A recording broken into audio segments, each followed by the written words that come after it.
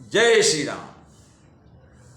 चलत हूँ यति अशुभ भयंकर, बैठई गीध उड़ाई सिरन पर, भयउ काल बस काहू न माना, कहे सी बजावो युद्ध निशाना। जब वानरी सेना यज्ञ विध्वंस करके वापस आ गई तो उस समय चलते समय अत्यंत भयंकर अमंगल अपशकुन होने लगे।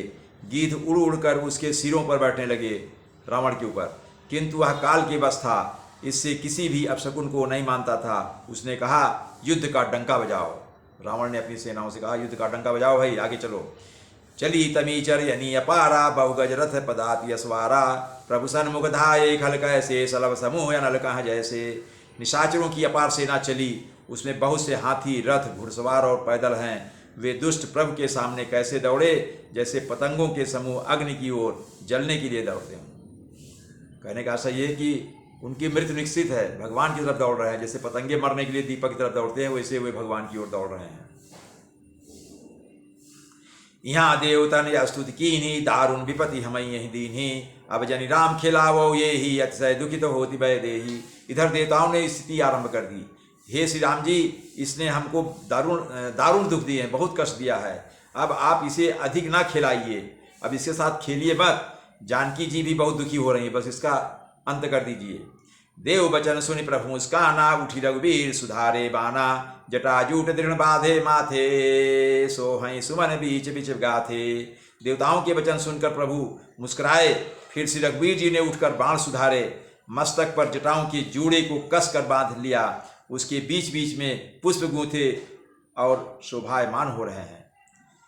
अरुण नयन बारिद तनु श्यामा, अखिल लोक लोचनाभिरामा, कटि तट परिकर कसयो निसंगा, कर को दंड कठिन सारंगा। भगवान राम के लाल नेत्र हैं और मेघ के समान श्याम शरीर हैं और संपूर्ण लोकों के नेत्रों को आनंद देने वाले हैं। प्रभु ने कमर में फेंटा तथा तरकस कस लिया और हाथ में कठोर सारंग धनुष ले लिया। सारंग कर सुंदर निसंग सिली, मुखा कर कटिकस्यो, भुज दंड पीन मनोहरायते, उर धरा सुर पद लस्यो। कह दास तुलसी जब ही प्रभु सर चाप कर फेरन लगे, ब्रह्मांड दिग्गज कमठ यही मही, सिंधु भूधर डगमगे। प्रभु ने हाथ में सारंग धनुष लेकर कमर में बाणों की अक्षय सुंदर तरकस कस लिया। उनके भुजदंड पुष्ट हैं और मनोहर चौड़ी छाती पर ब्राह्मण अर्थात भृग जी के चरणों का चिन्ह शोभित है। भगवान राम की, विष्णु भगवान के छाती पर भृग ने लात मारी थी, उसका चिन्ह बन लिया, उसको भगवान राम धारण किए रहते हैं। तो उनकी मनोहर चौड़ी छाती पर ब्राह्मण अर्थात भृगु जी के चरण का चिन्ह शोभित है। तुलसीदास जी कहते हैं कि ज्यों ही प्रभु धनुष बाण हाथ में लेकर फिराने लगे, त्यों ही ब्रह्मांड, दिशाओं के हाथी, कच्छप, शेष जी, पृथ्वी, समुद्र और पर्वत सभी डगमगा उठे, सभी विचलित हो गए। शोभा देखी हरषि सुर, बरसई सुमन अपार, जय जय जय करुणा निधि, छवि बल गुण आगार। भगवान की शोभा देखकर देवता हर्षित होकर फूलों की अपार वर्षा करने लगे और शोभा, शक्ति और गुणों के धाम, करुणा निधान प्रभु की जय हो जय हो जय हो ऐसा पुकारने लगे। देवता लोग भगवान की जय जयकार करने लगे। यही बीच निशाचरयनी, कसमसात आई अति घनी, देखी चले सन मुख कपि भट्टा, प्रलय काल के जनु घन घट्टा।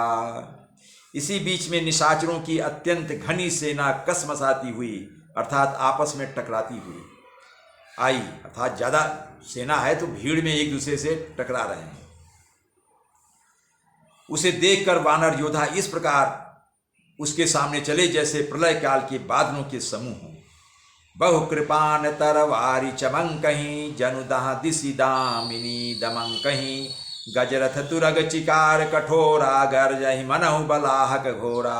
बहुत सी कृपाण और तलवारें चमक रही हैं, मानो दसों दिशाओं में बिजलियां चमक रही हों। हाथी, रथ और घोड़ों का कठोर चिक्गाड़ ऐसा लगता है मानो बादल भयंकर गर्जन कर रहे हों। कपिलंगोर विपुल नभ छाये, मनहु इंद्रधनु हुए सुहाये, उठई धूरि मानहु जलधारा, बान बुंद भे वृष्टि अपारा। बानरों की बहुत सी पूंछें आकाश में छाई हुई, बानरों की पूंछें आकाश में छा गई हैं। वे ऐसी शोभा दे रही हैं, उनकी पूंछें ऐसी शोभा दे रही हैं मानो सुंदर इंद्रधनुष उदय हुए हों। इंद्रधनुष की तरह दिखाई दे रही है बानरों की पूंछ। धूल ऐसी उठ रही है मानो जल की धारा हो, बाण रूपी बूंदों की अपार वृष्टि हुई। दूं दिशि पर्वत करई प्रहारा, वज्रपात जनु बारहि बारा, रघुपति कोपि बाण झरि लाई, घायल भय निश्चर समुदायी। दोनों ओर से योद्धा पर्वतों का प्रहार करते हैं, मानो बारंबार वज्रपात हो रहा हो। श्री रघुनाथ जी के क्रोध करके बाणों की झड़ी लगा दी और जिससे राक्षसों की सेना घायल हो गई। भगवान राम ने बाणों की एकदम झड़ी लगा दी और राक्षसों की सेना घायल हो गई। लागत बाण वीर चिक्करही, घूर्मि घूर्मि जहाँ तहाँ मही पर रही, श्रवहि शैल जनु निर्झर भारी, सोनित सरिका दर भयकारी। बाण लगते ही वीर चित्कार कर उठते हैं और चक्कर खा खा कर जहाँ तहाँ पृथ्वी पर गिर पड़ते हैं। उनके शरीरों से ऐसे खून बह रहा है मानो पर्वत के भारी झरनों से जल बह रहा हो। इस प्रकार डरपोकों को भय उत्पन्न करने वाली रुधिर की नदी बह चली। राक्षसों की सेनाओं से खून की नदी बहने लगी। कादर भयंकर रुधिर सरिता चली परम यपावनी, दो कूल दल रथ रेत चक्र यवर्त बहति भयावनी। जल जंतु गज पद चर तुरग खर विविध वाहन को गने, सर शक्ति तोमर सर्प चाप तरंग चर्म कमठ घने। डरपोकों को भय उपजाने वाली अत्यंत अपवित्र रक्त की नदी बह चली। दोनों दल उसके दोनों किनारे हैं, रथ रेत है और पहिए भंवर हैं। वह नदी बहुत भयावनी बह रही है। हाथी, पैदल, घोड़े, गधे तथा अनेकों सवारियां ही जिनकी गिनती कौन करे, नदी के जल जंतु हैं। बाण, शक्ति और तोमर सर्प हैं, धनुष तरंगे हैं और ढाल बहुत से कछुए हैं। वीर परहि जनु तीर तरु, मज्जा बहुबह फेन, कादर देखि डरहिता सुबटन के मन चैन। वीर पृथ्वी पर इस तरह गिर रहे हैं मानो नदी के किनारे के वृक्ष ढह रहे हों। बहुत सी मज्जा बह रही है, वही फेन है। डरपोक जहाँ इसे देखकर डरते हैं, वहाँ उत्तम योद्धाओं के मन में सुख होता है। जय श्री राम।